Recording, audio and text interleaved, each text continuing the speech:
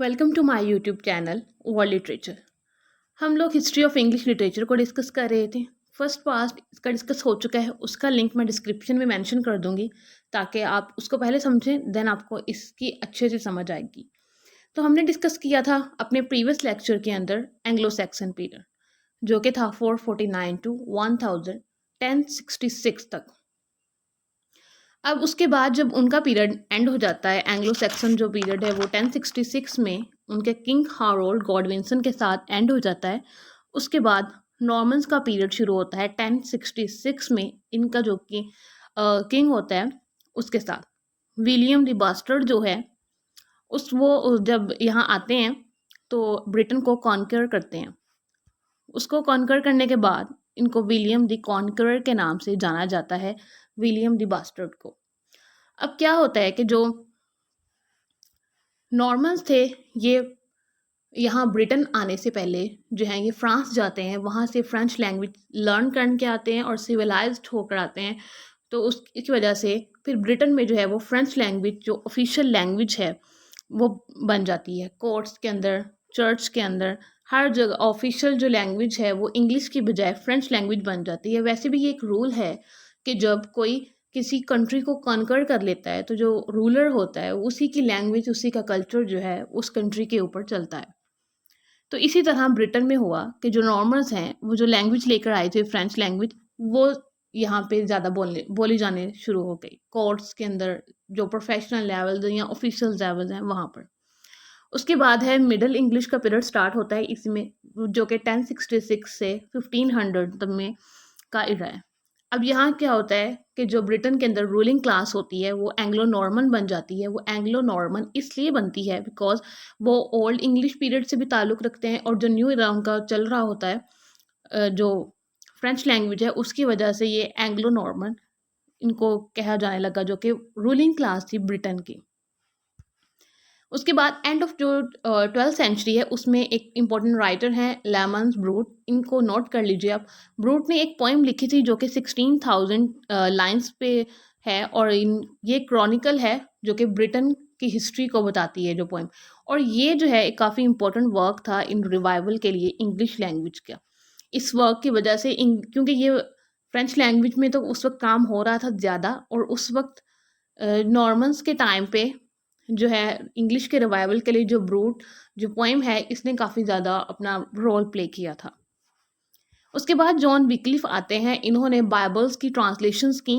उस वक्त जो ट्रांसलेशंस थी ज़्यादातर वर्क्स की वो हो रही थी फ्रेंच में, जो कि ऑब्वियसली नॉर्मन्स की जो फ्रेंच लैंग्वेज थी वो उस वक्त ऑफिशियल लैंग्वेज बन गई थी। तो उस वजह से जो है वो ज़्यादातर ट्रांसलेशंस जो हैं किसी भी वर्क की वो फ्रेंच में हो रही थी।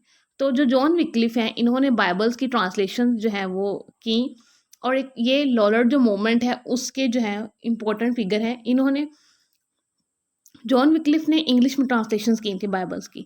और लॉलर्ड जो मूवमेंट है ये एक प्री रिफॉर्मेशन मूवमेंट है कि यानी कि उस वक्त जो चर्च थे उसमें जो काम हो रहा था, यानी कि जो चर्च जो है वो जो कहते थे वही सही माना जाता था चाहे चर्च गलत ही कह रहा था। तो ये चर्च के खिलाफ रिवॉल्ट था, उसके अगेंस्ट ही जो लॉलर्ड मूवमेंट है, और इसके जो इंपॉर्टेंट फिगर हैं वो हैं जॉन विक्लिफ।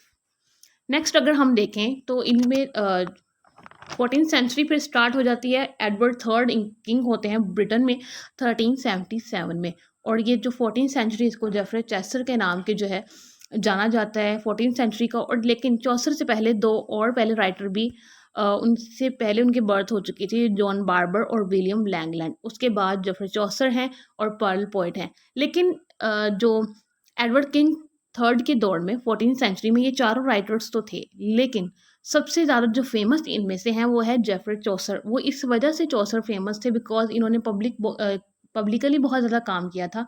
कि चौसर के टाइम से पहले जब एडवर्ड थर्ड का जो टाइम चल रहा था उसके अंदर जो है ब्रिटेन में वॉर होती है, 100 years ऑफ वॉर जिसको कहते हैं।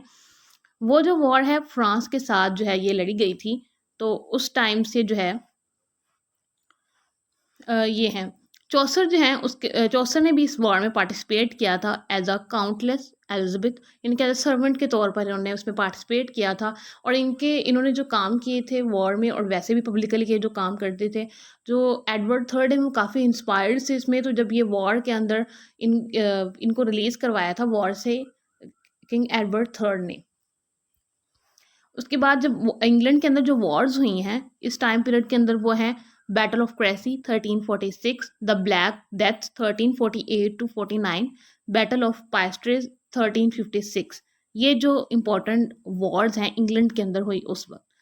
चौसर का एक मेजर वर्क है जो सबसे ज़्यादा इम्पोर्टेंट है, वो है book of the duchess. Book of the duchess जो है वो इन्होंने 1369 में लिखा था, और ये एलर्जी है, और ये इन्होंने अपने ट्यूटर की वाइफ जो कि उनकी डेथ के बाद ये लिखा था, उनको ट्राइब्यूट पेश किया था इन्होंने। उसके बाद कैंटरबरी टेल्स आ जाता है जो कि है 14th सेंचुरी के अंदर इन्होंने लिखा, और ये लेट इन्होंने काफ़ी स्टार्ट किया था, तो 1400 में इनकी डेथ हो जाती है। तो उस फिर जो है चौसर की एज के बाद जो है वो बैरन एज शुरू हो जाती है, मीन्स कि कोई क्रिएटिविटी नहीं होती।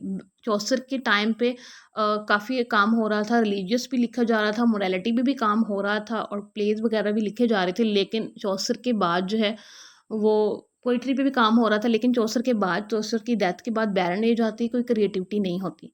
तो फिर चौसर की डेथ के बाद ड्यूरिंग चौसर लाइव्स, कि चौसर की जो लाइफ है, चौसर का जो इरा है 14th सेंचुरी का, उसमें जो किंग्स रहे थे ब्रिटेन में, वो एडवर्ड थर्ड हैं, रिचर्ड सेकंड है, और हेनरी फोर्थ हैं। ये जो तीनों किंग्स थे, ये चौसर की एज, जिनके चौसर ने इन तीनों किंग्स का इरा जो है वो देखा हुआ है।